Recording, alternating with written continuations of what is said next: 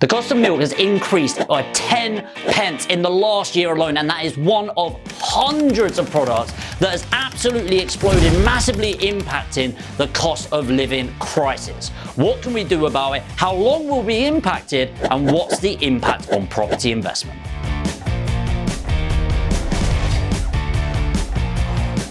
As I said, milk alone has increased from 42 pence to 52 pence in just 12 months, which might sound a bit like a weird example, but that's an everyday thing that has a very real increase of 20 to 25%. Now, CPI, the Consumer Price Index, is at 9.1%, which is currently the best indication on inflation that we've got. Bear in mind, target inflation is meant to be between 2 and 2.5%. Where exactly is this going? Well, the Bank of England predicts is going to top out at around 11% in 2022. And with its own Wikipedia page, the cost of living has got its own label as a crisis.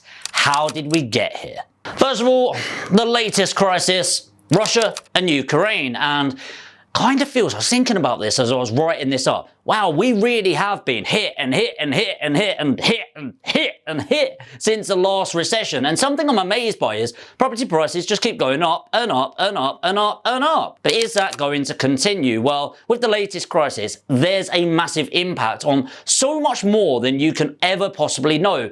People keep talking about the fuel crisis. Now, the fuel is actually a huge impact. The reason for this is that Russia and Ukraine represent about 9.7% of all of our oil intake, with a huge majority of that being refined oil. Now, if you don't know, refined oil is what's actually used for petrol and diesel. So for petrol and diesel, that represents 24.1% of our available fuel for all of our vehicles. So it's no real wonder that we've seen these massive increases. By the way, government, if you're watching this, feel free to alleviate any of the tax on fuel anytime that you want. But until they do, it's having a dramatic impact, considering most of our lives right now are working or going home, back and forth, back and forth, back and forth, with massive cost implications on us all. The next big crisis is the big C. Transport, hospitality, and tourism all has taken a massive dip in the last couple of years, and then a massive opening of the floodgates going through. The issue with that is all of these logistical issues with lack of labor, shortages in supply, and then sudden demand means that people can't physically keep up. A good example of this is, I don't know if you've ever looked to sell your second-hand car or even buy a second-hand vehicle. Often it's actually more expensive than the cars going on sale now, which is insane. I'm looking at camper vans right now, and they're about 10 grand higher second-hand than new ones. How does that make sense? But that is the impact of COVID with so much more, and ultimately it's down to a closure of demand and then very sudden opening. And you have to bear in mind that if something closes down for a month, it usually will have an impact of 1 to 2 years on demand after. Hard to understand that without going into the math of it, but it's a much longer time horizon on the impact. And naturally, with sudden increases in demand and there's not the increase in supply, one of the only ways of dealing with that as a business is to increase prices. Second impact. The next one is a little bit of a weird one, but weather conditions. In the back end of 2020, coming into 2021 winter, we had a particularly harsh winter. And that has an impact around 1 to 2 years later because it puts more strain on the energy. I know that we don't really think of this because it's just like, oh, it's just my heating, it's just the fire, it's just boiling a kettle, right? We don't really think about the impact, but actually, energy currently is a finite resource. It's not unlimited in any way, shape or form. We sell off energy wholesale in the UK, and in most countries you do this. So the big companies, the big 4 or 5, they sell off their energy to these smaller companies who are then getting bought up by the bigger companies, irrelevant to this video, but then we are allowed the distribution. And the way that they work this out is they need to buy X amount to provide X amount.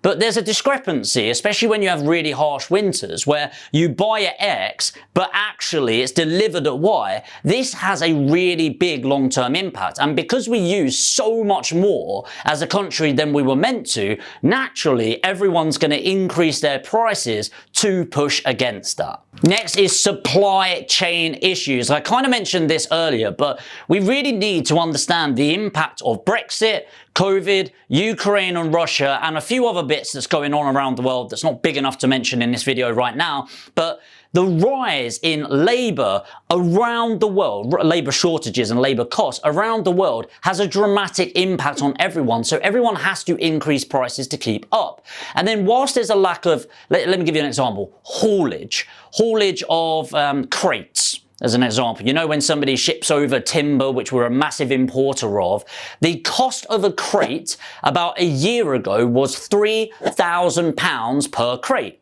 Fast forward to today, it will cost you £15,000. That is a 500% increase in cost of transportation. Who pays for that? Well, this is where the economy really does get fucked, is because they send timber in a crate.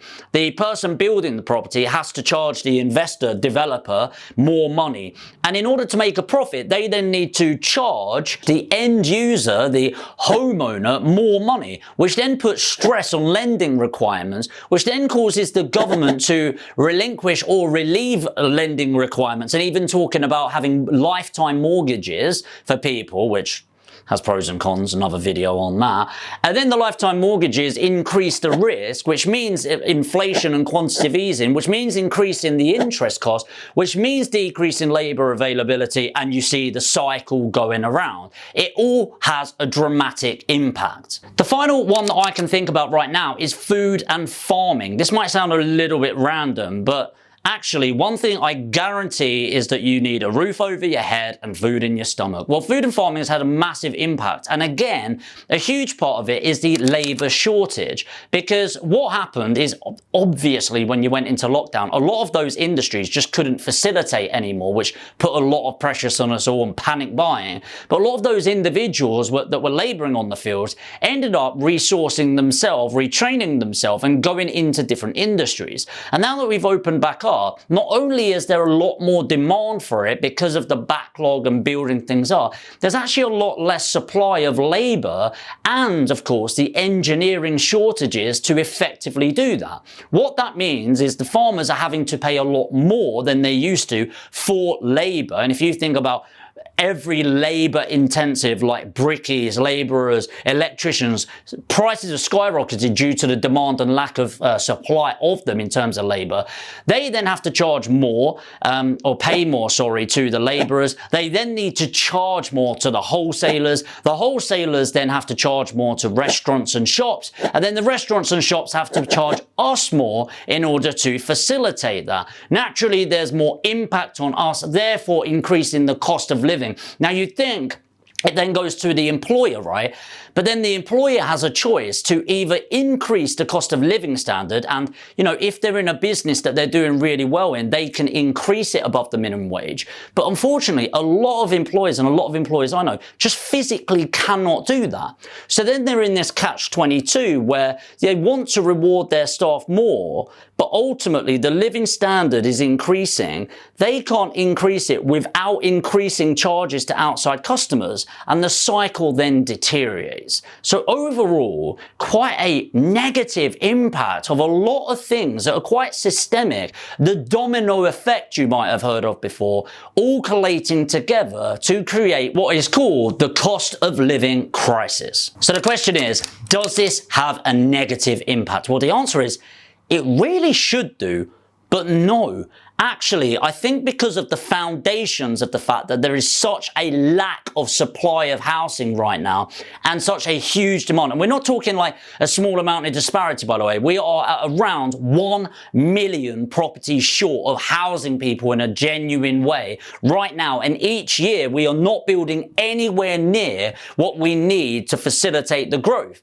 And so what this means is natural supply and demand economics. Lack of supply, over demand, prices keep going up. But I do think there's going to be a split, a divide that we're starting to see more and more of. And this is the divide from the average. If you don't know this, the average property price right now is $290,000, and over time, whilst we have inflationary benefit or capital growth, everything moves towards an average. If you are the average of the 5 people you surround yourself with, which means if you're the top achiever, you will start achieving less, and if you're a bottom achiever, you will likely start achieving more. Very similar to house prices. If you are below 290, you are likely to carry on moving towards that. And then when times are hard, the properties that get impacted the most is everything above 290,000. So what's my recommendation is either, if you've got money right now, get it out of your bank account.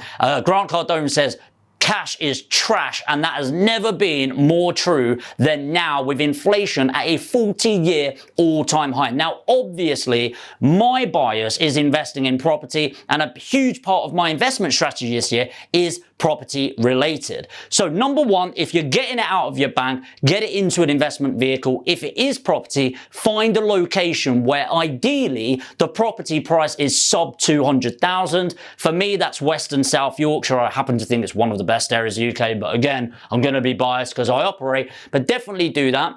I would likely start rethinking about the deals. I'm not saying don't invest in over £290,000 deals. They're still really good, but really be careful. Make sure you're getting a great investment opportunity.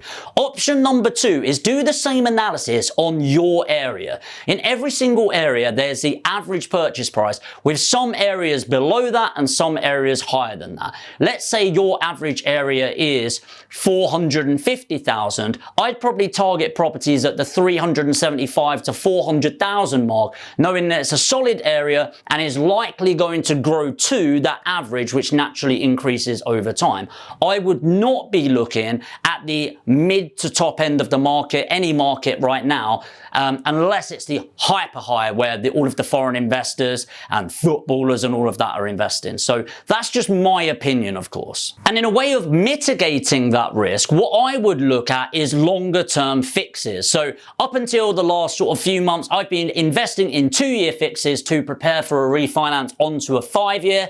And I think that time has now starting to switch, where everything I'm now looking into is 5-year fixes. Now, you are likely to pay a bit more than that. With, at the time of filming this, a 2-year fix is about the 3.2, 3.3%, and it's about 3.8% for that 5-year fix. And that's what I'm angling towards now. Does it guarantee at the end that interest won't be here or here or here? No, but I do think that we're going to really sort of stabilize through that, get through the rocky period, and come out with some more solid foundations. But hey, that's just my opinion on what's got us here in terms of the shortage of money and the crisis around it, and what I would do with the situation. Let me know in the comments if you got value from this video, and of course, what's your investment strategy? You holding fire? You going all in? And how are you angling that? And if you're new to the channel and you want to find out more about property investment, make sure to hit the subscribe button right now and the notification bell.